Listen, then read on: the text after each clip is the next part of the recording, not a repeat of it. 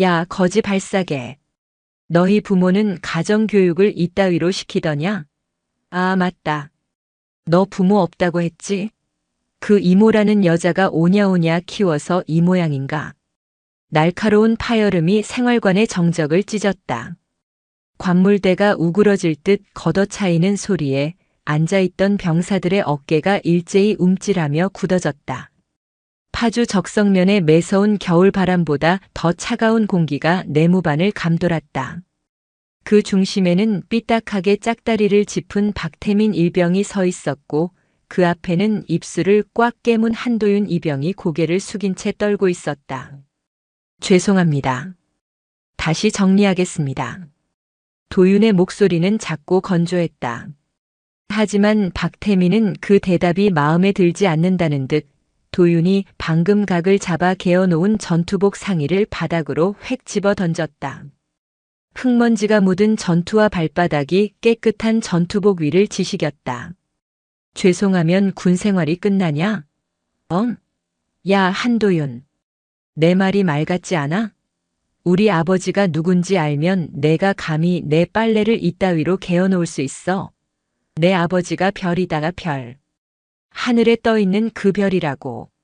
내 이모처럼 동네에서 구멍가게나 하는 수준이 아니란 말이다. 박태민은 습관처럼 자신의 아버지를 들먹였다. 그의 부친인 박철영 준장은 육군 내에서도 콧대 높기로 유명한 인물이었다. 박태민은 입대 첫날부터 아버지가 장군이라는 사실을 공공연하게 떠벌리고 다녔고 간부들조차 그를 쉬이 건드리지 못했다. 그 비틀어진 권력의 그늘 아래서 박태민은 제왕처럼 군림했다. 도윤은 주먹을 꽉 쥐었다. 손톱이 손바닥을 파고들어 피가 맺힐 지경이었지만 그는 아무런 대꾸도 할 수 없었다. 부모님을 일찍 여의고 자신을 친자식처럼 키워준 이모였다. 세상에서 가장 존경하고 사랑하는 이모가 이런 인간에게 모욕당하는 것을 듣는 건 죽기보다 괴로운 일이었다. 하지만 도윤은 참아야 했다. 지금 여기서 폭발했다가는 이모에게 누를 끼칠 수 있다는 생각 때문이었다. 야, 제 표정 봐라. 억울하냐? 억울하면 너도 장군 아들로 태어나든가. 백도 없고 돈도 없는 흙수저 새끼가 어디서 눈을 똑바로 떠? 박태민이 도윤의 턱을 툭툭 치며 비아냥거렸다. 주변의 선임들은 못 본 척 고개를 돌리거나 딴청을 피웠다. 누구 하나 박태민을 말리려 들지 않았다. 그것이 이 부대의 암묵적인 룰이었다. 박태민의 심기를 거스르면 중대장조차 피곤해진다는 사실을 모두가 알고 있었기 때문이다. 그때였다. 박태민 일병님 행정반에서 찾으십니다. 불침번 근무자가 문을 빼꼼히 열고 구원의 동아줄 같은 말을 던졌다. 박태민은 짜증스러운 표정으로 바닥에 침을 뱉는 신용을 했다. 아씨, 타이밍 더럽게 안 맞네. 야, 한도윤. 나갔다 올 때까지 관물대 싹 다 뒤엎어서 다시 정리해놔. 먼지 한 톨이라도 나오면 그땐 내 이모 사진 화장실 변기통에 들어갈 줄 알아라. 박태민이 생활관을 나가자마자 팽팽하게 당겨졌던 긴장의 끈이 탁 끊어지는 소리가 들리는 듯 했다. 도윤은 그제야 참았던 숨을 몰아쉬며 바닥에 떨어진 전투복을 주워들었다. 흙투성이가 된 옷을 털어내는 그의 손이 가늘게 떨리고 있었다. 도윤아, 괜찮냐? 옆자리에 김상병이 조심스럽게 물었다. 도윤은 애써 입꼬리를 올리며 고개를 끄덕였다. 괜찮습니다. 죄송합니다. 저 때문에 분위기 망쳐서. 내가 죄송할 게 뭐 있냐? 저 미친놈이 문제지. 에휴, 똥이 무서워서 피하냐, 더러워서 피하지. 이번 주말 면회라며? 그때까지만 참아. 맛있는 거 먹고 힐링 좀 하고 와. 면회. 그 단어가 도윤의 가슴을 욱신거리게 했다. 이번 주말 이모가 오기로 되어 있었다.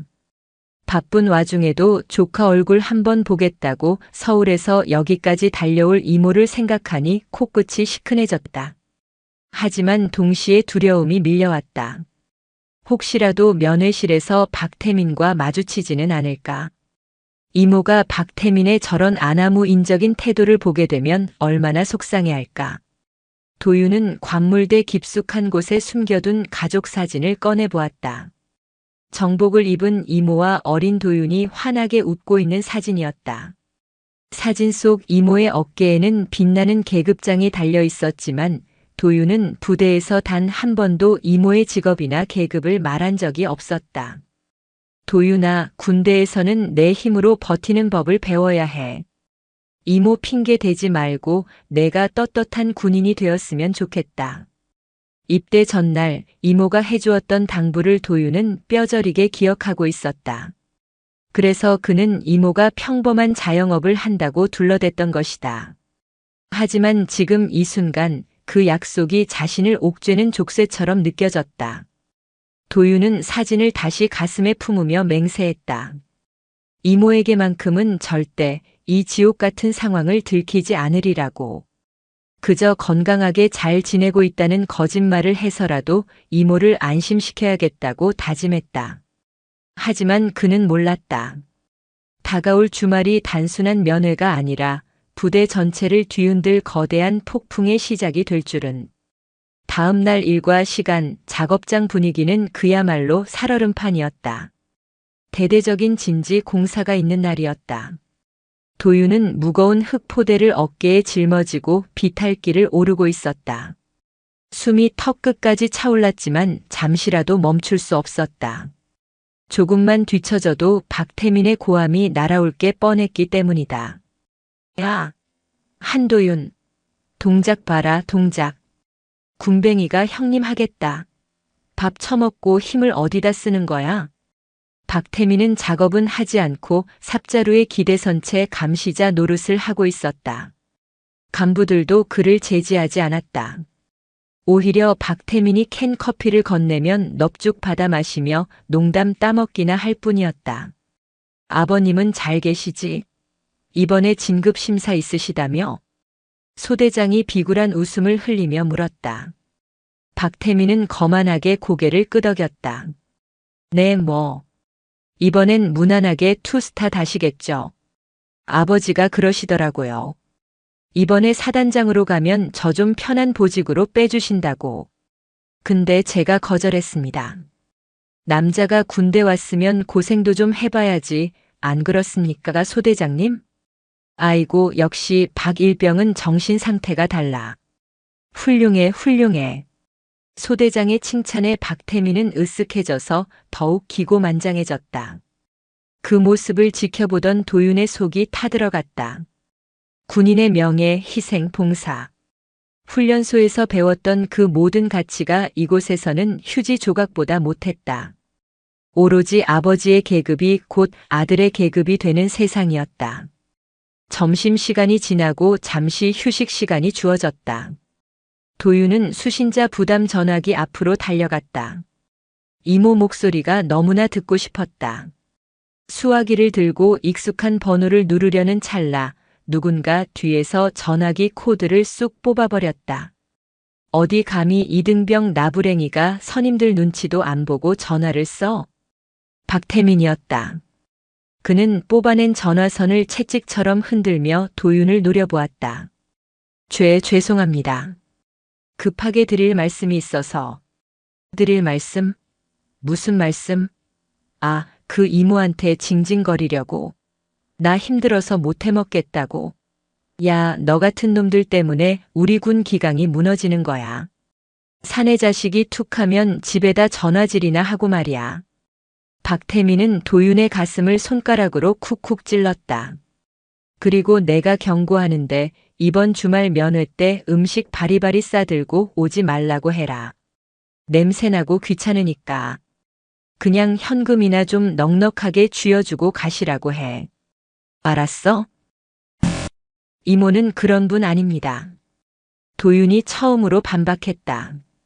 작은 목소리였지만 분명한 분노가 담겨 있었다. 박태민의 눈썹이 꿈틀했다. 뭐? 지금 말대꾸했냐? 제 이모 함부로 말씀하지 마십시오. 이 새끼 봐라. 눈깔에 힘 들어간 것 좀 보소. 야, 너네 이모가 뭐 대단한 사람이라도 돼? 국밥집 아줌마 주제에 감히 장군 아들인 나한테 훈계라도 하시게. 박태민의 조롱 섞인 목소리가 휴게실에 울려 퍼졌다. 주변 병사들이 숨을 죽이고 두 사람을 지켜보았다. 도윤의 주먹이 부들부들 떨렸다. 마음 같아서는 당장이라도 저 역겨운 입을 다물게 하고 싶었다. 우리 이모가 당신 아버지보다 훨씬 더 높은 육군 최연소 여성 소장이라고 소리치고 싶었다. 하지만 그럴 수 없었다. 그때 도윤의 주머니 속에서 진동이 울렸다. 몰래 반입한 것도 아니고 일과 시간에는 행정반에 맡겨두었던 휴대전화가 왜인지 도윤의 주머니에 들어있었다.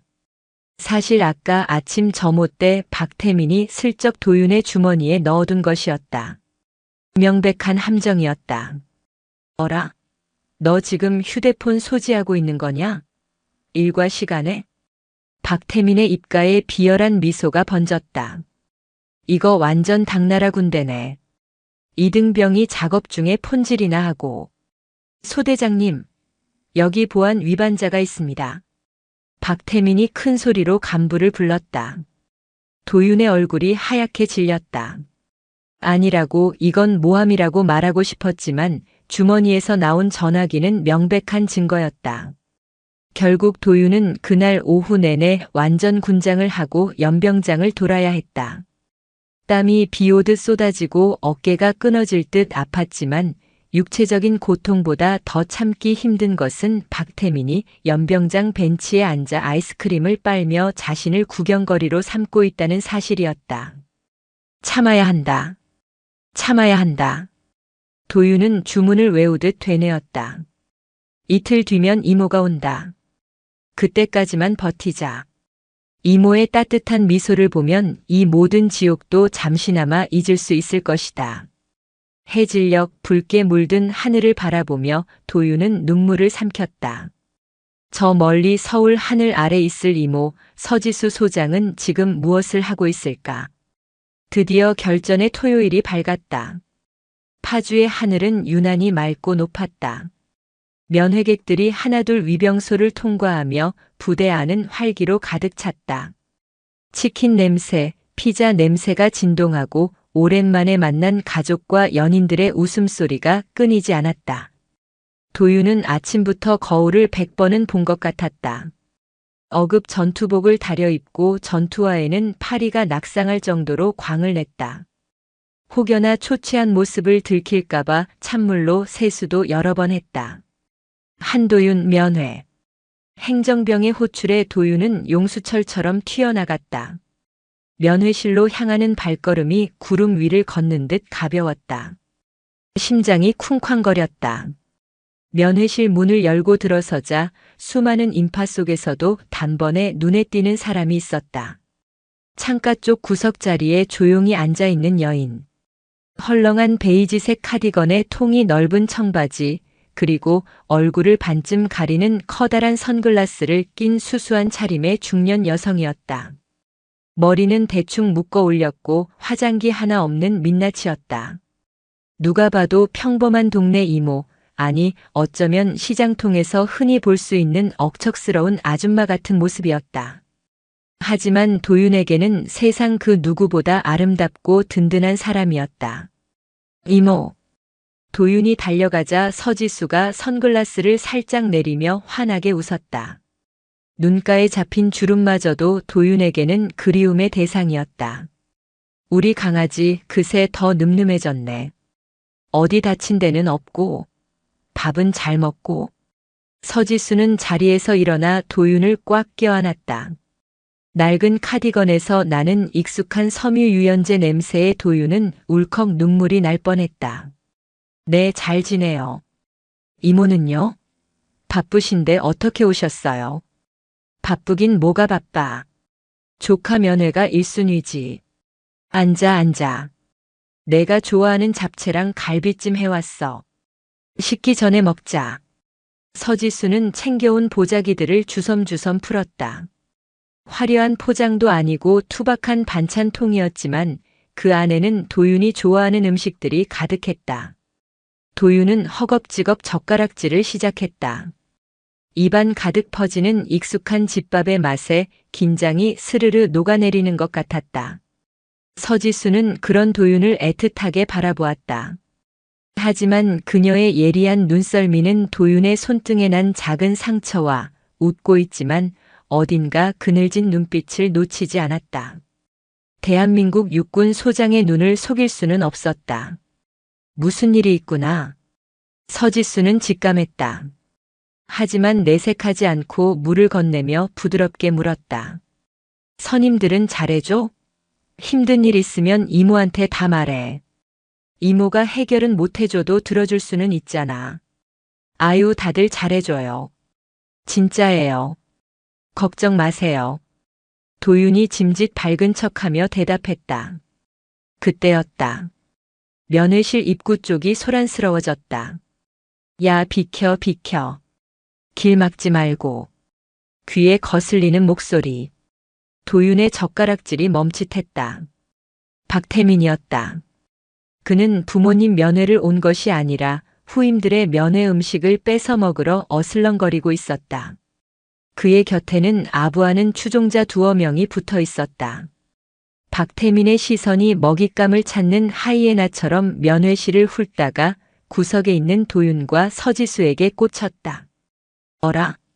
우리 패급 한도윤이 면회 왔네? 박태민이 킬킬거리며 그들에게 다가왔다. 도윤의 얼굴이 굳어졌다. 서지수는 젓가락을 내려놓고 천천히 고개를 들어 다가오는 청년을 바라보았다. 선글라스 너머 그녀의 눈동자가 서늘하게 빛났다. 박태민은 서지수의 낡은 옷차림과 수수한 행색을 위아래로 훑어보더니 입꼬리를 비틀어 올렸다. 안녕하세요. 도윤이 선임 박태민입니다. 도윤이가 군생활 적응을 못해서 제가 아주 특별히 신경 쓰고 있죠. 말은 존댓말이었지만 억양은 비아냥 그 자체였다. 서지수는 미동도 하지 않고 차분한 목소리로 대답했다. 아, 그래요? 우리 도윤이가 폐를 끼치나 보네요. 잘 부탁드립니다. 잘 부탁은 무슨. 근데 아주머니 빈손으로 오셨나 봐요? 요즘 군대 면회 오면서 피자나 치킨도 안 사오는 사람은 또 처음 보네. 집이 많이 어려우신가? 박태민이 서지수가 싸온 반찬통을 턱으로 가리키며 혀를 찼다.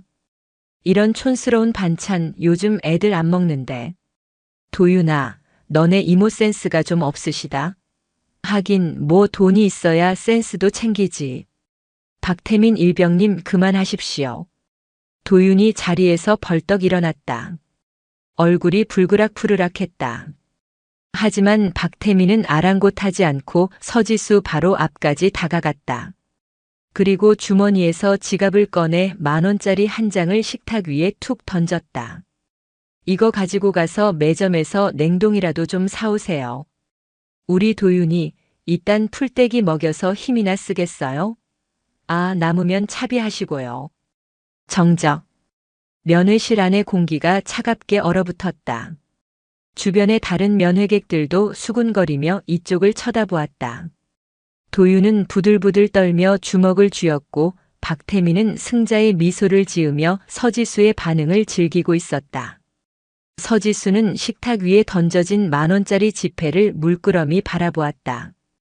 그리고 아주 천천히 선글라스를 벗어 식탁 위에 올려놓았다. 드러난 그녀의 맨 얼굴은 화장기 하나 없었지만 감히 범접할 수 없는 기품과 서늘한 위압감이 서려 있었다. 그녀가 핸드백 안으로 손을 뻗었다. 학생, 아니 박태민 일병이라고 했나? 서지수의 목소리가 낮게 깔렸다. 사람에 대한 예의라는 걸 집에서는 돈으로 가르치던가. 핸드백 안에서 그녀의 손끝이 무언가 차가운 금속성의 물체에 닿았다. 녹음기였다. 서지수는 조용히 녹음 버튼을 눌렀다. 이제 사냥의 시간이었다. 식탁 위에 놓인 10,000원짜리 지폐 한 장. 그것은 단순한 돈이 아니었다. 박태민 일병에게는 자신의 권력과 부를 과시하며 서지수와 한도윤 이병의 자존심을 짓밟는 무기였다. 서지수는 선글라스를 벗은 채 그 지폐와 박태민을 번갈아 응시했다. 그녀의 눈빛은 마치 깊이를 알 수 없는 서해 바다처럼 어둡고 고요했지만 그 속에 숨겨진 파도는 이미 폭풍을 예고하고 있었다. 도윤은 이모의 행동에 불안함을 느꼈다. 평소라면 이모는 웃으며 넘기거나 조용히 자리를 피했을 것이다. 하지만 오늘 이모의 눈빛은 달랐다. 냉정함을 넘어선 무시 혹은 경고에 가까웠다. 박 일병님, 그만하시고 돌아가 주십시오. 면회 방해입니다. 도윤이 애써 목소리를 가다듬고 말했다. 하지만 박태민은 도윤을 무시하고 팔짱을 낀 채 서지수에게 더욱 가까이 몸을 숙였다. 아줌마, 제가 뭘 잘못했습니까? 좋은 뜻으로 용돈 드리는 건데. 아니면 이게 너무 적다고 생각하십니까? 좋아요, 그럼. 박태민은 지갑을 다시 꺼내더니 5만 원짜리 지폐 서너 장을 더 꺼내 식탁에 뿌리듯 던졌다. 마치 길거리의 개에게 던져주는 먹이처럼 지폐는 잡채 접시 옆에 너저분하게 흩어졌다. 자, 이 정도면 됐죠? 아줌마 하루 일당은 될 거 아닙니까? 이래야 우리 도윤이도 선임한테 잘 보이고 좀 편하게 군생활 할 수 있어요. 세상은 원래 이런 거 아닙니까? 돈이 있어야 사람 대접을 받는 거지. 그의 말투는 비열함을 넘어 천박했다. 서지수의 얼굴 근육은 미동조차 하지 않았지만 그녀의 내면에서는 차가운 분노가 소용돌이쳤다. 그녀의 품 안에 있는 녹음기는 이 역겨운 대화를 한 글자도 빠짐없이 담고 있었다. 서지수는 손을 들어 흩어진 지폐 더미를 가리켰다. 이 돈으로 뭘 하라는 건가? 뭘 하긴요. 아줌마네 집구석이 얼마나 어려운지는 모르겠지만 이거라도 받아서 살림에 보태시라는 뜻입니다. 도윤이가 맨날 징징거려서 알아요. 이모가 삭바느질인지 뭔지 하면서 근근히 산다고. 도윤의 얼굴이 창백하게 질렸다. 박태민이 자신을 괴롭히기 위해 사적인 이야기까지 캐냈다는 사실에 치가 떨렸다. 박태민 일병. 이모께 그런 막말하지 마. 도윤이 소리를 질렀다. 면회실의 모든 시선이 그들에게 쏠렸다. 박태민은 도윤의 어깨를 밀치고는 시익 웃었다. 이봐, 한도윤. 너 때문에 내 이모가 창피당하는 거다. 봐봐, 주변 사람들 눈빛 좀. 다들 내 이모가 구질구질하다고 생각할 거야. 너희 같은 하층민들은 왜 항상 자기 분수를 모르고 설치는지 모르겠단 말이야. 서지수는 천천히 입을 열었다. 그녀의 목소리는 너무나 조용해서 주변의 소란이 잠시 멎은 듯한 착각마저 들게 했다. 박태민 일병. 내 아버지가 장군이라는 것, 그래서 내가 여기서 이런 오만한 행동을 하는 것, 나는 지금 이 순간까지 내가 한 모든 말을 기록하고 있다. 알겠나? 박태민은 그 말을 듣자마자 박장대소를 터뜨렸다. 하하. 기록? 아줌마, 지금 나 협박하는 거예요? 녹음이라도 했다는 거야? 그럼 어디다 고발하게? 소비자 보호원? 아니면 우리 이모 건들지 말라고 국민신문고에 올릴 건가? 박태민은 면회실 전체를 향해 외쳤다. 여러분, 이 아줌마 좀 보세요. 아들 군대 보낸 엄마가 자기 아들 좀 갈궜다고 녹음해서 협박한답니다. 군인이 군대에서 갈굼당하는 게 뭐가 대수라고. 이래서 흑수저들은 군대에서도 피해의식에 젖어 산다니까. 그는 다시 서지수를 향해 몸을 돌렸다. 조롱으로 가득 찬 그의 눈빛이 서지수의 눈동자와 정면으로 마주쳤다. 아줌마, 꿈 깨. 우리 아버지는 박철영 준장이야. 육군의 별이라고. 아줌마가 그 국밥집에 걸어놓은 별 2개짜리 후라이팬 장식이랑은 레벨이 달라. 내가 지금 여기서 아줌마 옷을 찢어도 우리 아버지는 나를 보호해 주실 거다. 오히려 아줌마는 장군 아들에게 행패 부린 아줌마로 몰려서 이 부대 근처에는 얼씬도 못하게 될걸. 박태민의 대사는 점입가경이었다. 그는 군대 전체를 자신의 아버지 놀이터로 규정했고 서지수의 계급과 신분을 완전히 무시했다. 그리고 이모가 뭘 해줄 수 있는데? 아줌마가 내 아버지 계급장 한 번이라도 만져볼 수 있을 것 같아? 내 아버지가 지나가시면 대대장도 허리 90도로 접어. 아줌마는 대대장 명함이나 받아봤어? 도윤은 더 이상 참을 수 없었다. 이모가 평생 동안 군인의 명예를 걸고 쌓아올린 모든 것을 이 비열한 인간이 짓밟고 있었다. 도윤은 박태민에게 달려들려 했지만 서지수가 손짓으로 그를 제지했다. 그녀의 눈빛은 때가 아니다. 조용히 지켜봐라. 라고 말하고 있었다. 서지수는 품속 녹음기를 움켜쥐었다. 박태민의 입에서 나온 모든 말이 그녀의 분노를 증폭시키는 불쏘시개가 되었다. 군인의 명예. 자네가 감히 명예를 논할 자격이 있는가? 서지수는 속으로 되뇌었다. 그녀의 귀에는 박태민의 목소리뿐 아니라 이 부대에서 박철영 준장의 아들이라는 이유로 자행되어 온 모든 부조리와 비리가 들리는 듯했다. 아줌마 말문이 막혔나 보네. 하긴 내가 너무 현실적인 충고를 했지. 그러니까 다음부터는 면회 올 때 제발 품위 유지 좀 해. 촌스럽게 이게 뭐야. 그리고 도윤아, 너 다음 주에는 면회 오지 말라고 해. 이모 얼굴 보면 내가 스트레스 받아서 군 생활 못하겠다. 박태민은 말을 마친 후 마치 승자의 퍼포먼스처럼 면회실에 침을 뱉는 신용을 했다. 그리고는 껄껄 웃으며 돌아섰다. 야, 가자. 저 거지 같은 냄새 때문에 입맛 떨어지네. 행정반 가서 대대장님한테 내가 이모님한테 용돈 좀 드리고 왔다고 말씀드려. 착한 일 했다고 칭찬받아야지. 박태민은 면회실 문을 열고 유유히 사라졌다. 도윤은 그가 던지고 간 지폐들을 보며 치욕감에 온몸이 떨렸다. 이모. 죄송해요. 저 때문에. 도윤이 고개를 숙였다.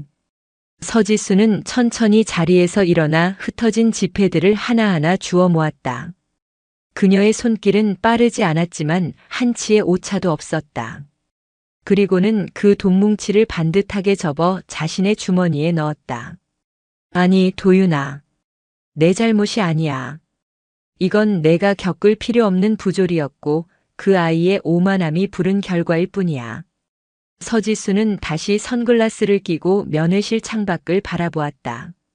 그녀의 시선이 머문 곳은 박태민이 향한 행정반 쪽이었다. 그녀의 입가에 얇은 미소가 걸렸다. 그것은 분노라기보다는 냉철한 사냥꾼의 확신에 가까운 미소였다.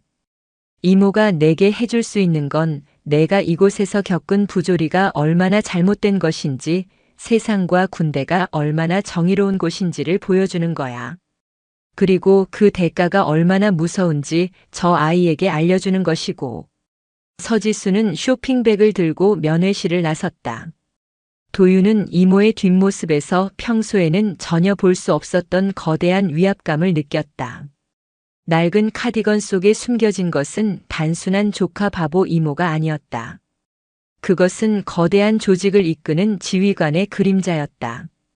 면회실을 나서는 서지수의 발걸음은 낡은 사복에도 불구하고 마치 군기를 바짝 잡은 정복 차림의 장군처럼 뚜렷하고 강직했다. 면회실을 나선 서지수는 곧장 행정반으로 향했다. 발걸음마다 그녀의 내면에서 끓어오르는 정의감이 이 부조리한 군 부대를 향해 터져나올 준비를 하고 있었다.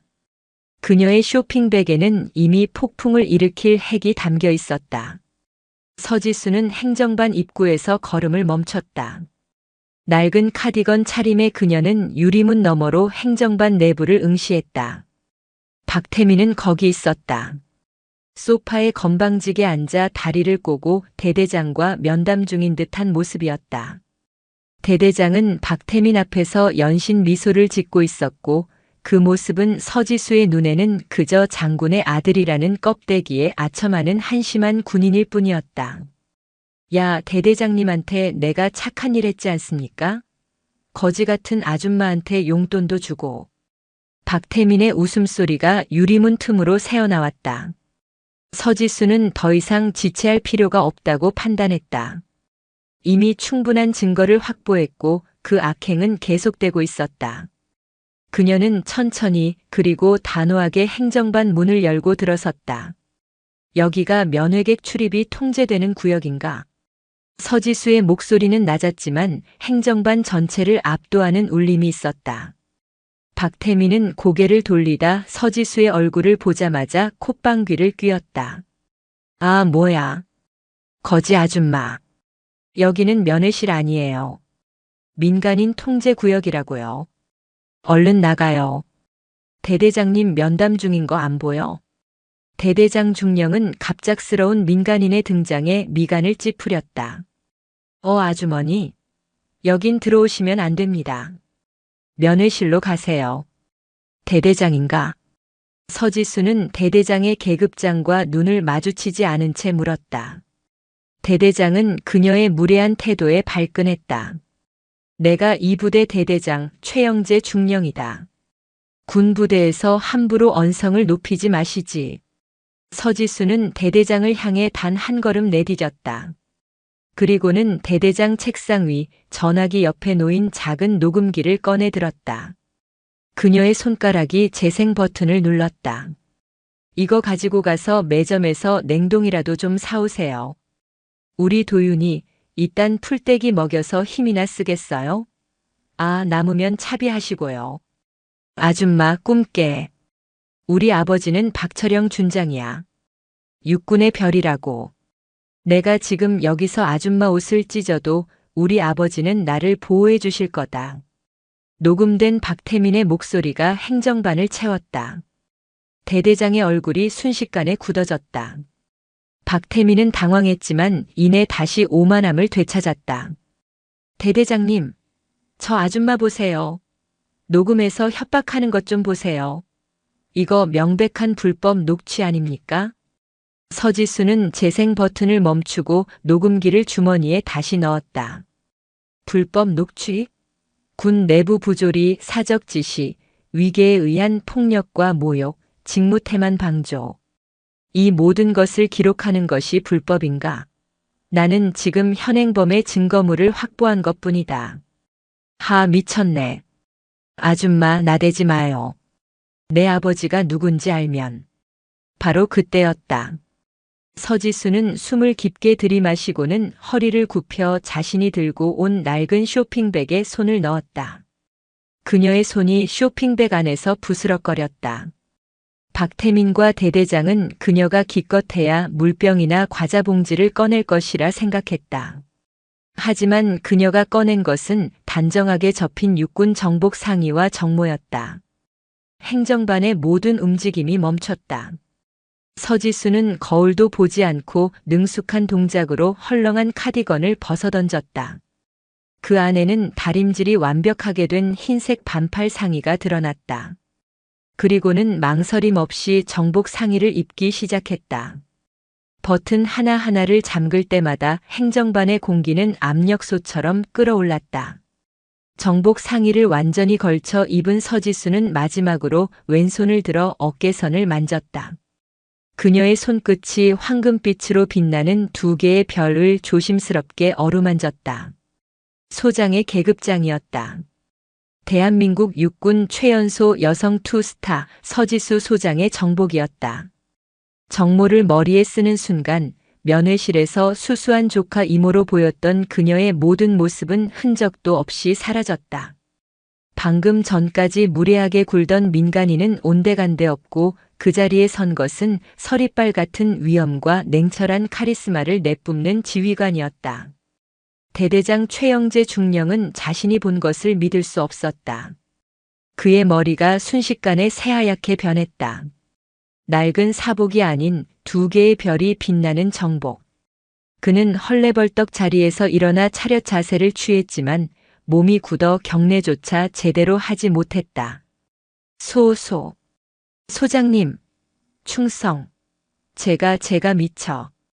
그의 목소리는 파리처럼 떨렸다. 박태민은 얼굴이 흑빛으로 변했다. 그의 머릿속은 거지 아줌마라는 단어와 소장이라는 계급장이 충돌하며 퓨즈가 나간 것처럼 혼란스러웠다. 별이 2개? 그는 덜덜 떨며 뒤로 물러섰다. 서지수의 눈은 이제 더 이상 조카를 걱정하는 이모의 눈이 아니었다. 그것은 냉철하게 상황을 판단하고 부대를 지휘하는 거대한 권력의 정점이었다. 최영재 중령. 군법에 따라 자네에게 묻겠다. 서지수는 단 한마디를 내뱉었다. 그녀의 목소리는 확성기를 댄 듯 행정반 전체를 꿰뚫었다. 군 내부 폭행 및 모욕 방조, 부조리 묵인. 장군 아들이라는 이유로 사병에게 특혜를 제공하고 군 기강을 문란하게 만든 죄. 이에 대해 자네는 책임을 질 수 있겠나? 대대장은 아무 말도 할 수 없었다. 그는 그저 고개를 푹 숙인 채 식은 땀만 흘릴 뿐이었다. 모든 것이 끝났음을 직감했다. 장군에게 줄을 대려던 자신의 비겁함이 이제는 자신의 군복무를 끝장내는 비수가 되어 돌아왔음을 알았다. 서지수는 박태민을 향해 몸을 돌렸다.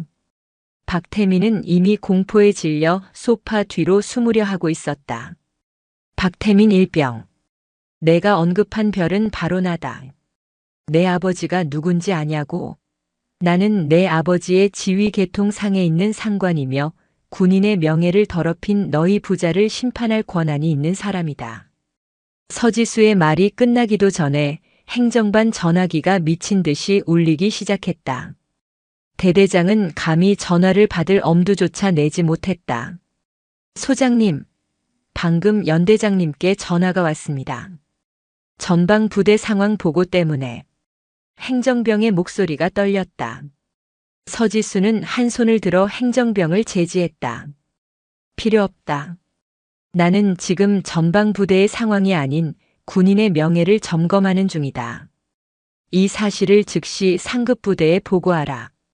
육군 서지수 소장이 이 부대 대대장과 박태민 일병의 비위 사실을 확인하고 현장에서 지휘 통제권을 행사한다고.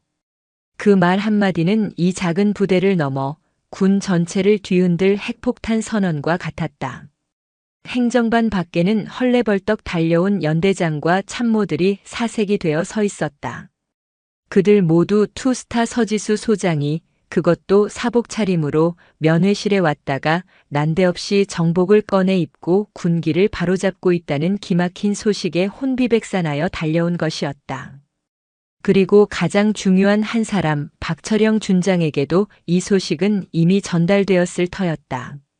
서지수는 차분히 하지만 불길처럼 타오르는 눈빛으로 박태민을 응시하며 그가 군인이기 이전의 한 인간으로서 저지른 모든 악행에 대한 대가를 치르게 할 준비를 마쳤다.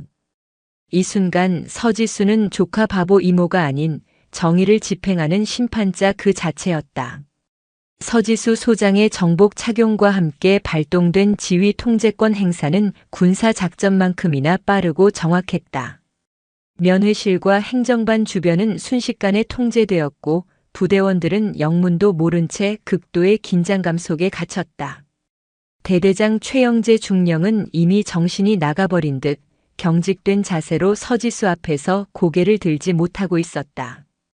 박태민 일병은 공포에 질려 소파 뒤에 주저앉아 이 모든 상황이 꿈이기를 바라는 듯 중얼거릴 뿐이었다. 아니야, 말도 안 돼. 아줌마가 왜? 이럴 리가 없어. 우리 아빠가. 내 아버지 이야기를 할 때가 아니다. 박일병. 서지수 소장이 단호하게 말했다. 그녀는 한치의 흐트러짐 없는 자세로 행정반 중앙에 우뚝 서 있었다. 그녀의 목소리에는 권위와 함께 오랜 시간 억눌러왔던 정의로운 분노가 서려 있었다. 박태민 일병. 내가 이곳에서 행한 모든 언행은 군인의 명예를 훼손했을 뿐 아니라 대한민국 국민의 기본권을 침해한 명백한 범죄 행위다. 내 아버지가 장군이라는 그 배경 덕분에 이 부대의 중령과 대위들은 너의 악행을 방조하거나 묵인했다. 이는 군 조직의 근간을 흔드는 심각한 사안이다. 그때였다.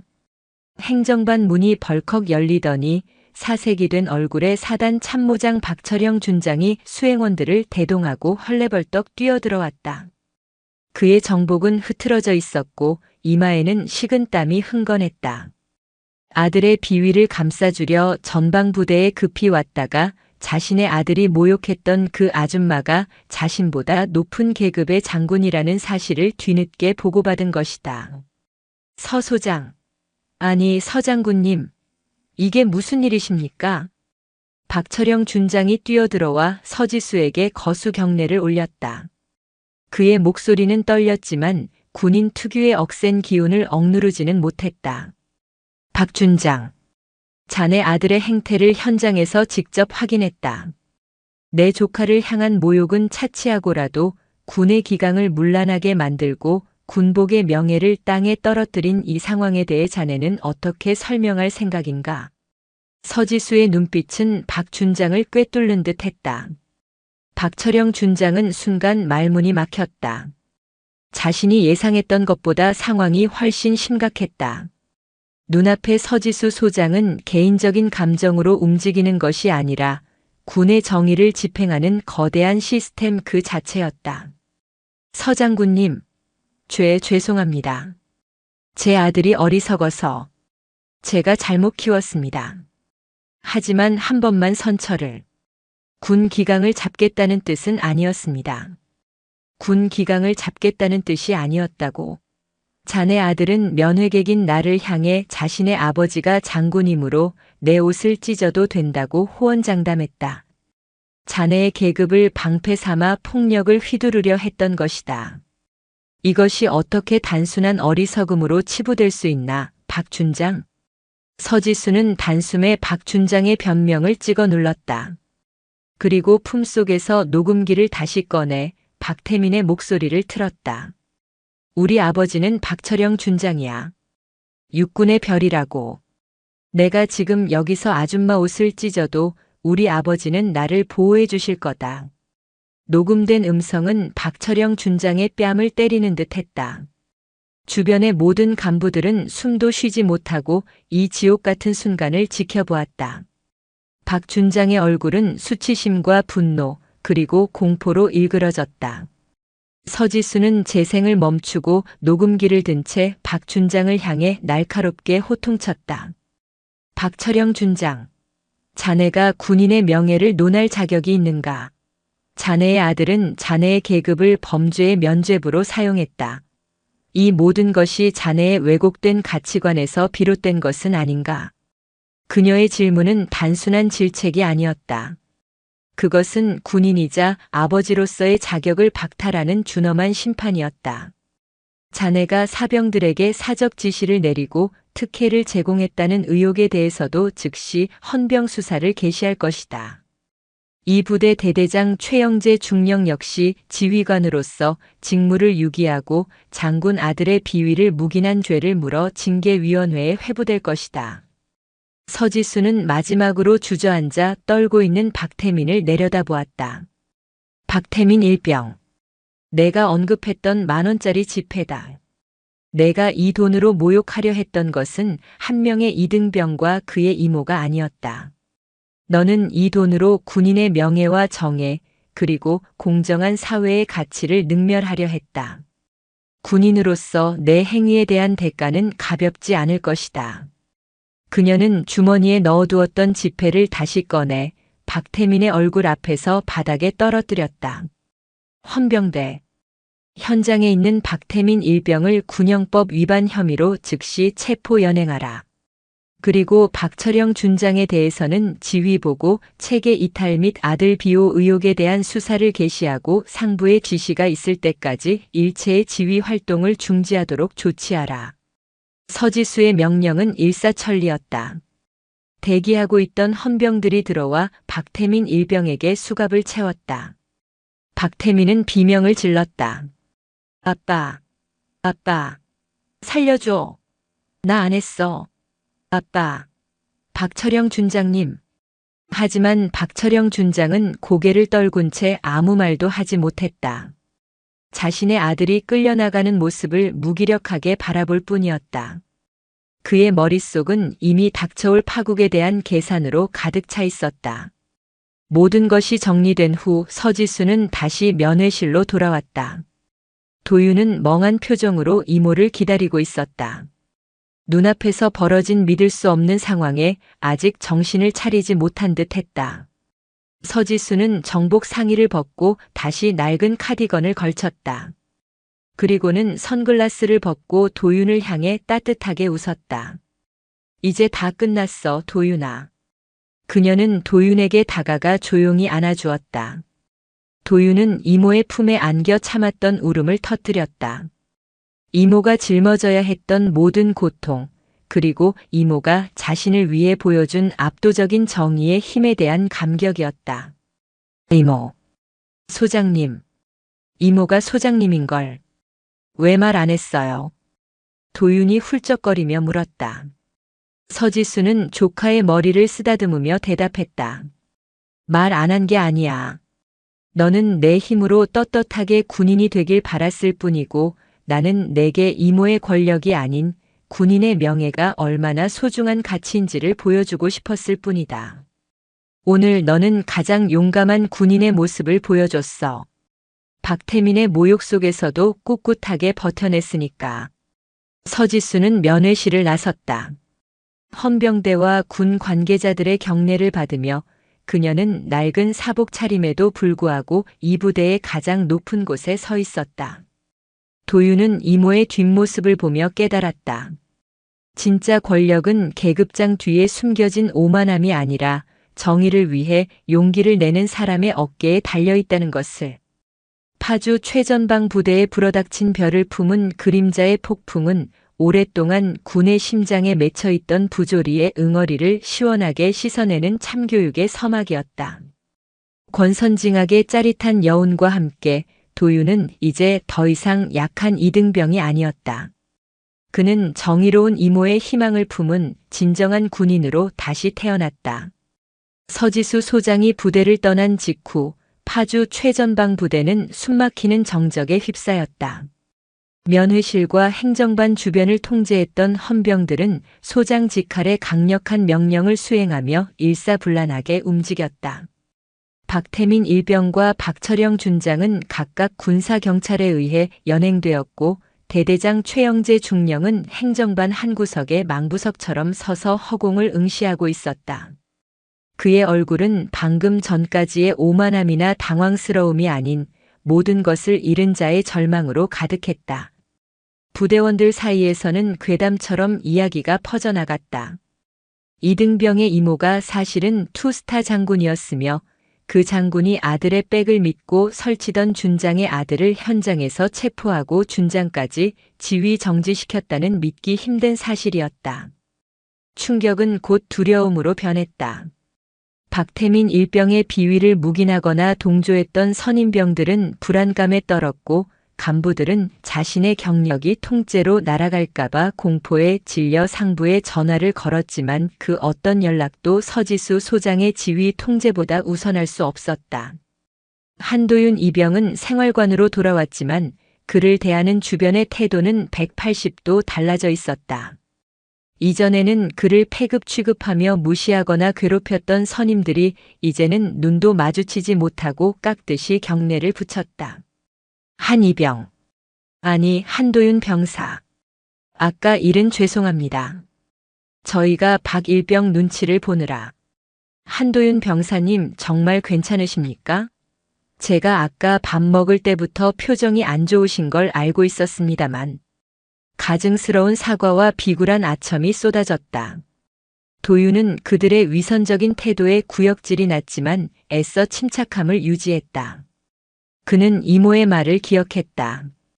이 모든 것이 자신의 백 때문이 아니라 정의가 작동했기 때문에 벌어진 일이라고. 도윤은 이모가 마지막에 자신을 안아주던 순간을 떠올렸다. 이모의 품에서 느껴졌던 따뜻함과 그녀의 정복 어깨에 빛나던 두 개의 별이 도윤에게는 가장 강력한 방패이자 동시에 무거운 책임감으로 다가왔다. 밤이 깊어지고 새벽 4시. 헌병대 차량 수십 대가 부대 정문으로 들이닥쳤다. 서지수 소장의 명령에 따라 즉각 편성된 특별감찰팀이었다. 이들은 단순한 병영 내 괴롭힘 수사를 넘어 박철영 준장과 최영재 중령의 비위, 그리고 이들이 묵인해 온 부대 내 전반적인 부조리를 파헤치기 위해 온 것이었다. 헌병들은 행정반에 진입하여 최영재 중령을 체포하고 즉각적으로 모든 서류와 전산 기록을 압수했다. 압수수색은 대대장실을 넘어 중대장실, 보급관실까지 확대되었다. 부대원들은 강당에 모여 조사를 받았고 박태민 일병이 주도한 폭력 및 갈취 행위에 대한 증언이 본물 터지듯 쏟아져 나왔다. 조사팀장은 한도윤 이병을 별도의 공간에서 만났다. 한 이병. 아니, 서 소장님의 조카. 박태민 일병이 자네에게 행한 모든 행위에 대해 있는 그대로 진술해주게. 허위나 과장 없이 오직 사실만을. 네. 저는 사실만을 말씀드리겠습니다. 하지만 제가 바라는 것은 박태민 일병 개인에 대한 처벌만이 아닙니다. 그를 비호하고 그의 아버지의 권력에 기대어 부대 기강을 무너뜨린 모든 간부들의 책임이 명확히 밝혀지길 바랍니다. 도윤의 목소리는 이전보다 훨씬 단단하고 확신에 차 있었다. 그는 이제 피해자가 아니었다. 이 거대한 정의 실현의 과정에서 중요한 증인이자 동력이었다. 조사팀장은 도윤의 진술 태도에 깊은 인상을 받았다. 이등병의 입에서 나오는 말이 아니라 정의감이 투철한 장교의 그것 같았다. 같은 시각 수백 킬로미터 떨어진 육군 본부. 서지수 소장은 개인 집무실에서 보고서를 작성하고 있었다. 그녀의 보고서는 단순한 사건 경위서가 아니었다. 군 계급을 이용한 사적 폭력 및 지휘 계통 문란 사례와 재발 방지 대책이라는 제목의 정책건이 서였다. 그녀의 눈앞에는 박태민 일병이 던졌던 10,000원짜리 지폐와 함께 박철영 준장의 인사 파일, 그리고 최영재 중령이 작성했던 허위 보고서들의 사본이 놓여 있었다. 서지수는 커피 한 모금을 마시고는 펜을 들었다. 그녀의 보고서에는 냉철한 분석과 함께 군 조직의 미래에 대한 강한 의지가 담겨 있었다. 군 내부의 계급은 국민을 지키기 위한 지휘 체계일 뿐 결코 사적 권력을 휘두르는 수단이 될 수 없다. 장군의 아들이라는 이유로 사병을 폭행하고 모욕하는 행위를 묵인하는 것은 군복을 입은 자들이 스스로 군인의 명예를 포기하는 것과 같다. 이는 대한민국 국군의 존재 이유에 대한 근본적인 도전이다. 보고서의 문구 하나하나에는 그녀가 평생을 바쳐 지켜온 군인의 명예가 서려 있었다. 그녀는 단순히 조카의 복수를 한 것이 아니었다. 그녀는 이번 사건을 계기로 군 전체에 만연해 있는 장군백 문화의 쐐기를 받고 오직 실력과 인격만이 존중받는 군대를 만들고자 했다. 서지수의 머릿속에서는 박철영 준장의 모습이 떠올랐다. 박 준장은 능력 있는 장교였으나 아들에 대한 그릇된 사랑과 자신의 권력을 과시하고 싶은 욕망 때문에 정도를 벗어났다. 박 준장의 몰락은 단순히 개인의 비극이 아니라 부조리한 시스템이 낳은 결과였다. 새벽 6시 동이 터오르기 시작했을 때 서지수는 완성된 보고서를 봉인하고 호출벨을 눌렀다. 비서실장, 이 보고서를 즉시 참모총장님께 올리도록 하십시오. 그리고 헌병 사령관에게 지시하여 이 사건의 수사 결과를 매일 3번 서면으로 보고하게 하십시오. 작은 실수나 은폐도 용납하지 않을 겁니다. 서지수의 목소리에는 단호함이 깃들어 있었다. 이제 폭풍은 시작되었다. 그녀는 알고 있었다. 박철영 준장 라인을 통해 자신에게 엄청난 정치적 압력과 반격이 들어올 것이라는 것을. 하지만 그녀는 두려워하지 않았다. 그녀의 등 뒤에는 정의가 있었고 그녀의 어깨에는 대한민국 육군의 명예를 상징하는 2개의 빛나는 별이 있었기 때문이다. 그녀는 자리에서 일어나 창밖을 바라보았다. 창문 너머로 보이는 도심의 새벽은 이미 새롭게 시작되고 있었다. 그녀는 이 사건이 대한민국 국군의 역사의 명예를 위한 정화의 기록으로 남겨지기를 바랐다. 그리고 그 정화의 한가운데 그녀의 조카 한도윤이 굳건하게 서 있음을 확인했다. 서지수 소장의 징벌적 감찰은 군 내부에서 엄청난 파장을 일으켰다. 박철영 준장은 보직 해임과 동시에 중징계를 앞두고 있었고 그의 아버지 백을 믿고 호가호위하던 박태민 일병은 구속되어 군 교도소에 수감되었다. 그러나 권력을 등에 업고 쌓아올린 탑은 쉽게 무너지지 않았다. 사건 발생 후 이틀째, 서지수 소장의 집무실에는 끊임없이 전화가 걸려왔다. 대부분은 박철영 준장의 선배나 동기 장성들, 심지어 퇴역한 고위 인사들이었다. 그들은 대놓고 압력을 행사하지 않았지만 은근한 위협과 회유를 섞어가며 서지수를 압박했다. 서 장군, 박 준장이 좀 경솔했지. 하지만 젊은 사람이 벌써부터 선배 장군의 앞길을 막으려 드는 건 좀 과하지 않나? 군 생활 길게 봐야지. 유연함도 필요할 때가 있어. 서 소장, 박 준장에게도 군 생활 동안 쌓아온 공로가 있지 않나? 자네의 조카가 피해를 본 것은 안타깝지만 이 정도에서 멈추는 것이 군 전체를 위해서도 좋은 그림이 될 걸세. 자네의 강직함은 알겠지만 혼자 정의로운 척하다가는 결국 고립되는 법이지. 회유와 압박이 이어졌지만 서지수 소장은 흔들리지 않았다. 그녀는 통화 내용을 단답형으로 기록했고 모든 통화는 보좌관이 옆에서 듣도록 했다. 그녀는 이 모든 압력 시도 자체가 이 사건의 본질을 증명한다고 판단했다. 저의 임무는 군 기강 확립과 군인의 명예를 지키는 것입니다. 박 준장의 행위는 그 두 가지를 모두 훼손했습니다. 제게는 선처를 요청할 권한도 의무도 없습니다. 모든 것은 군사법원과 인사위원회가 결정할 것입니다. 그녀는 모든 전화를 단호하게 끊어냈다. 하지만 검은 연줄의 반격은 여기서 그치지 않았다. 박철영 준장의 부인이자 박태민 일병의 어머니인 한 여인이 고위 정치인과의 친분을 이용해 사건을 축소하려 시도했다. 그녀는 군 수뇌부와 언론사의 서지수 소장이 조카의 사적인 복수를 위해 지휘권을 남용했다는 내용의 익명의 투서를 뿌렸다. 육군 최연소 여성 장군이 개인적인 감정에 치우쳐 군 사법권을 남용하고 있다. 이는 명백한 월권 행위이며 군 내부의 권력 다툼이다. 서지수 소장은 이 모든 반격에 대해 침묵으로 일관했지만 이미 헌병 감찰팀은 박철영 준장과 최영재 중령이 얽힌 거대한 비리 커넥션의 실체를 파헤치고 있었다. 파주 최전방 부대 한도윤 이병은 여전히 복무 중이었다. 그의 주변 분위기는 완전히 바뀌었지만 도윤은 겉으로 드러나는 존중에 속지 않았다. 그는 여전히 묵묵히 자신의 임무를 수행했다. 하지만 그의 내면은 흔들리고 있었다. 박철영 준장 측의 반격 소식이 아름아름 부대 내에 퍼지기 시작했기 때문이었다. 야, 한도윤 이병.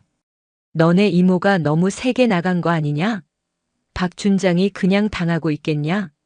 나중에 너 찍힐까봐 걱정된다. 걱정인지 아니면 겁을 주는 것인지 모를 말들이 그의 귀에 들어왔다.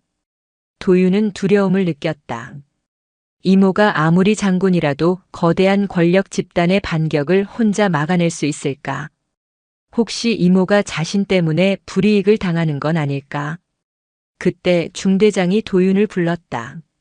새로 부임한 중대장은 이전 중대장과는 달리 깐깐하고 원칙을 중시하는 인물이었다. 그는 도윤의 눈을 똑바로 바라보았다. 한이병, 너는 지금 군 생활을 백으로 하고 있는 것이 아니다. 너는 피해자였고 내 이모 소장님은 군인의 명예를 바로잡기 위해 나선 것이다. 너는 이 모든 상황에 대한 가장 중요한 증인이며 동시에 이 사건의 가장 큰 수혜자가 될 것이다. 하지만 명심해라. 내가 여기서 나태하거나 특혜를 바라는 모습을 보인다면 서 소장님의 노력은 모두 헛수고가 된다. 중대장의 따끔한 충고는 도윤에게 큰 울림을 주었다. 이모가 바랐던 것은 자신이 편하게 군 생활을 하는 것이 아니라 누구나 공정하게 대우받는 군대를 만드는 것이었다. 알겠습니다. 중대장님, 저는 저에게 주어진 임무에 최선을 다할 것입니다. 특혜는 바라지 않습니다. 도윤은 다시 한번 마음을 다잡았다. 그의 등 뒤에는 이모의 그림자가 있었지만 그는 그 그림자 속에서 스스로 빛을 내고자 했다. 며칠 후 서지수 소장에게 헌병 사령관의 직접 보고가 들어왔다. 최영재 중령과 박철영 준장이 관련된 비위 사실은 상상 이상이었다. 지역 건설업자에게 군사 기밀을 유출하고 편의를 봐주는 대가로 금품을 수수한 정황, 군수품 납품 과정에서의 리베이트, 그리고 박태민 일병에게 군용 물품을 사적으로 제공한 명백한 물증들이 쏟아져 나왔다. 소장님, 박 준장은 자신의 아들뿐 아니라 자신을 둘러싼 모든 권력을 사적으로 유용했습니다. 이 정도면 명백한 구속 사유입니다. 서지수 소장은 보고서를 덮었다. 그녀의 표정은 차가웠다. 군 내부의 암이 이렇게까지 깊숙이 자리 잡고 있었다는 사실에 참담함을 느낀다. 헌병대는 망설이지 말고 법과 원칙에 따라 처리하라. 외부의 어떤 압력에도 흔들리지 말고. 만약 단 하나의 은폐라도 발각되면 그 책임은 헌병 사령관에게 물을 것이다. 서지수 소장의 강한 의지는 군 내부의 모든 압력을 무력화시켰다. 박철영 준장 측이 시도했던 검은 연줄의 반격은 오히려 서지수 소장이 휘두르는 정의의 칼날을 더욱 날카롭게 만들었을 뿐이었다. 그녀는 외로웠지만 옳았기 때문에 굳건했다. 그녀는 이 사건을 통해 군대의 진정한 의미를 보여주고 있었다. 헌병대의 수사는 속전속결로 진행되었다. 서지수 소장의 철저한 지휘와 외부의 압력에도 굴하지 않는 사령부의 결단 덕분이었다. 수사 결과 박철영 준장과 최영재 중령은 보직 해임과 동시에 구속영장이 청구되었고 군사법원에 기소되었다. 장군이 현직에 있을 때 구속되는 것은 전례를 찾기 힘든 일이었기에 이 사건은 군 내부 정화의 상징적인 사건으로 기록되었다. 박태민 일병은 자신의 죄에 대해 죗값을 치르게 되었다. 그의 오만함은 결국 그와 그의 아버지를 나락으로 떨어뜨렸다. 아버지 빽이 아닌 오직 법과 정의만이 이겼다. 서지수 소장이 조용히 그러나 단호하게 집행한 참교육의 결과였다. 사건이 일단락되고 한 달이 흘렀다. 파주 최전방 부대는 완전히 새로운 분위기로 탈바꿈했다. 신임 대대장이 부임했고 중대장들은 기강을 바로잡기 위해 노력했다. 병역 내 부조리는 사라졌고 병사들은 이전보다 훨씬 자유롭고 떳떳한 분위기에서 군 생활을 이어갈 수 있었다. 한도윤 이병은 이 모든 변화의 한가운데에 서 있었다. 이제 그는 더 이상 과거의 피해자가 아니었다. 그는 이 모든 정의 실현 과정에서 중심축 역할을 했고 그의 존재는 부대원들에게 군 내부에서도 정의가 실현될 수 있다는 희망의 증거가 되었다. 도윤은 이모에게 편지를 썼다. 군 부대 내규에 따라 검열을 받아야 했지만 이번만큼은 검열관들도 그의 편지를 묵묵히 통과시켰다. 이모께. 이모가 저에게 보여주신 것은 단순한 보호가 아니라 군인의 명예가 무엇인지를 몸소 가르쳐 주신 교육이었습니다. 이제 저는 아무도 두렵지 않습니다. 저를 괴롭혔던 박일병의 오만함이 이모의 빛나는 별 2개 앞에서 얼마나 보잘것없는 것인지 알게 되었기 때문입니다. 이모 감사합니다. 이제 저는 이곳에서 이모가 바랐던 떳떳하고 용감한 대한민국 군인으로 복무하겠습니다. 서지수 소장은 집무실에서 도윤의 편지를 읽으며 미소를 지었다. 그녀는 이 사건으로 인해 군 내부에서 큰 정치적 부담을 안았지만 도윤이 올바른 가치관을 갖게 되었다는 사실만으로도 모든 고통이 상쇄되었다. 그날 오후 서지수 소장은 도윤과의 마지막 공식 면회를 신청했다. 이번에는 정복이 아닌 단정한 근무복 차림이었다. 그녀는 더 이상 신분을 숨길 필요가 없었기에 부대 정문부터 최고의 예우를 받으며 면회실로 들어섰다. 면회실에서 도윤과 마주 앉은 서지수는 먼저 따뜻한 눈빛으로 조카를 바라보았다. 도윤아, 내 편지 잘 받았다. 내가 스스로 떳떳한 군인이 되겠다고 다짐하는 것을 보니 이모는 이제 안심이 된다. 이모, 저는 이제 괜찮습니다. 이모께서 저를 위해 해주신 모든 일 평생 잊지 않겠습니다. 서지수는 테이블 위로 손을 내밀어 도윤의 손을 잡았다. 도윤아, 마지막으로 내게 당부하고 싶은 것이 있다. 내가 겪었던 고통과 이 모든 일이 잊히지 않기를 바란다. 하지만 그것을 복수심이나 특권 의식으로 삼아서는 안 된다. 너는 이제 이곳의 선임으로서 내 후임들에게 정의롭고 공정한 군대를 만들어줄 책임이 있다. 네. 명심하겠습니다. 이모가 내게 이 일을 해준 것은 내가 군인으로서의 명예를 지키며 성장하길 바랐기 때문이다. 내 이모의 계급장이 아닌 내 가슴에 새겨진 군인의 명예야말로 내가 가질 수 있는 가장 빛나는 별이다. 서지수는 자신의 손목 시계를 풀더니 도윤의 손목에 채워주었다. 이 시계 이모가 임관할 때 받았던 시계다. 시간을 지킨다는 것은 약속을 지킨다는 뜻이고 약속을 지킨다는 것은 명예를 지킨다는 뜻이다. 이모가 없더라도 이 시계처럼 내 시간과 명예를 스스로 지키렴. 도윤은 눈물을 글썽이며 고개를 끄덕였다. 그 시계는 단순한 물건이 아니라 이모의 사랑과 군인의 신념이 담긴 유산이었다. 서지수 소장은 마지막으로 조카를 굳게 안아주었다. 이제 그녀는 조카를 군 조직 안에 남겨두고 떠난다. 하지만 그녀는 확신했다. 그녀의 조카 한도윤은 이미 그 어떤 장군보다도 강한 정신력과 굳건한 신념을 가진 진정한 군인으로 성장했음을. 서지수 소장은 면회실을 나섰다. 그녀의 등 뒤로 도윤은 경례를 올렸다. 그 경례는 단순한 복종이 아니라 정의로운 이모와 군명예에 대한 존경이었다.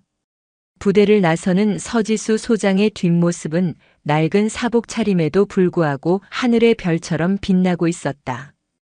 권선징악의 드라마는 이제 끝이 났고 도윤의 새로운 군 생활이 시작될 참이었다. 서지수 소장의 강직한 결단으로 촉발된 군 내부의 정화 작업은 사법 처리 단계에 이르러 최종적으로 마무리되었다. 박철영 준장은 뇌물수수, 군사기밀 유출, 직권남용 등 다수의 혐의가 인정되어 중형을 선고받고 장군으로서의 명예는 물론 군복을 입었던 모든 기록이 불명예로 남게 되었다. 그의 아들 박태민은 군 교도소에서 자신의 죄를 참회하는 시간을 갖게 되었고 최영재 전 대대장 역시 군법에 따라 합당한 처벌을 받았다. 아버지의 계급장 뒤에 숨어 무소불위의 권력을 휘두르려 했던 이들은 결국 법과 원칙이라는 가장 강력한 심판대에 올라섰다. 시간이 흘러 파주 최전방 부대에는 맑고 푸른 봄이 찾아왔다. 한도윤 이병은 이제 상병으로 진급했다. 그의 어깨에 빛나는 두 줄의 계급장은 과거의 굴욕이 아닌 정의를 위해 싸워 이긴 용기의 증표처럼 빛났다. 부대 내 분위기는 완전히 바뀌었다. 박태민 일병 사건은 모든 장병에게 잊을 수 없는 교훈이 되었고 누구도 사적인 권력을 함부로 휘두르지 못했다. 오직 실력과 인격 그리고 상호 존중만이 통용되는 건강한 부대로 거듭났다. 도윤은 이모 서지수 소장이 선물해준 손목시계를 매일 아침 깨끗이 닦아 착용했다. 그 시계는 그에게 단순한 시간이 아닌 이모와의 약속, 곧 군인의 명예를 지키겠다는 굳은 맹세의 상징이었다. 어느 날 생활관에서 후임들이 사소한 문제로 다투고 있었다.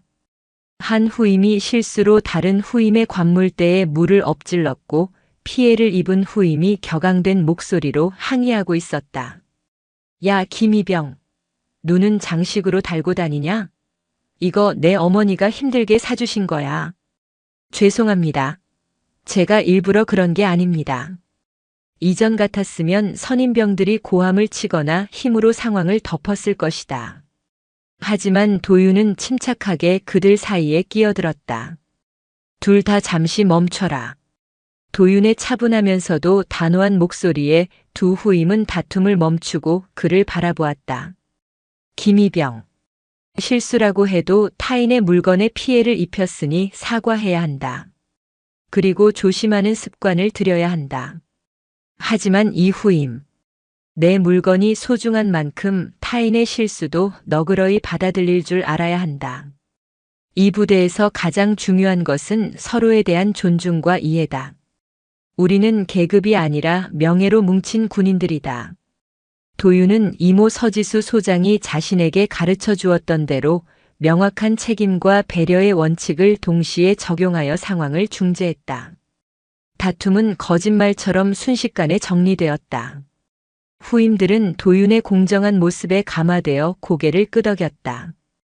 도윤은 이제 이 부대의 숨은 기둥이자 정의로운 명예를 실현하는 상징적인 존재가 되어 있었다. 도윤의 상병 진급을 축하하며 서지수 소장이 짧은 휴가 기간에 조카를 다시 만났다. 이번에는 군부대가 아닌 부대 근처의 작은 국밥집이었다. 서지수는 여전히 수수한 차림이었지만 그녀의 눈빛은 이전보다 더욱 깊고 평온했다. 그녀의 정치적 입지는 이 사건을 통해 오히려 더욱 단단해졌다. 부패한 권력에 맞서 군의 명예를 지킨 청렴한 장군으로 인정받았기 때문이었다. 국밥을 앞에 둔 이모와 조카는 마주보고 웃었다. 도윤아, 이제 얼굴에 그늘이 완전히 사라졌구나.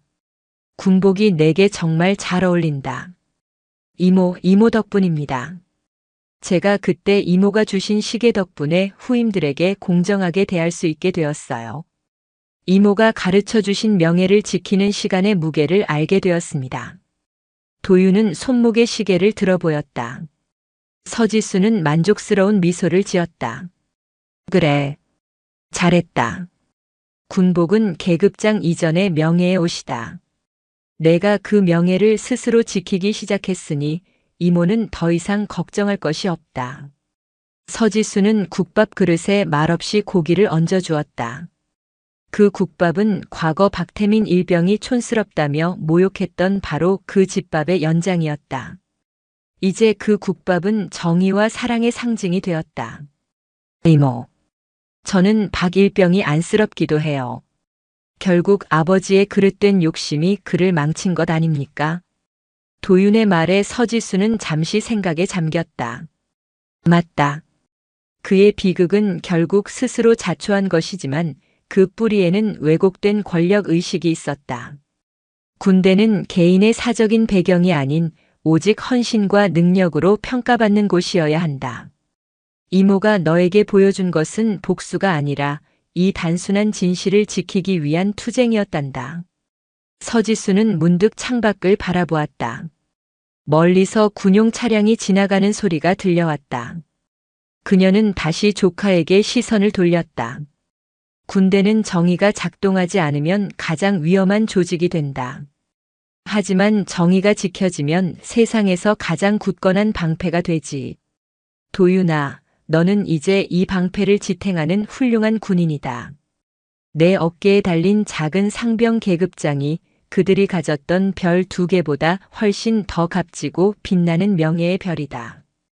도윤은 이모의 진심 어린 축복과 격려에 가슴이 벅차올랐다. 그는 굳게 고개를 끄덕였다. 이모와의 짧은 면회를 마치고 부대로 복귀하는 길.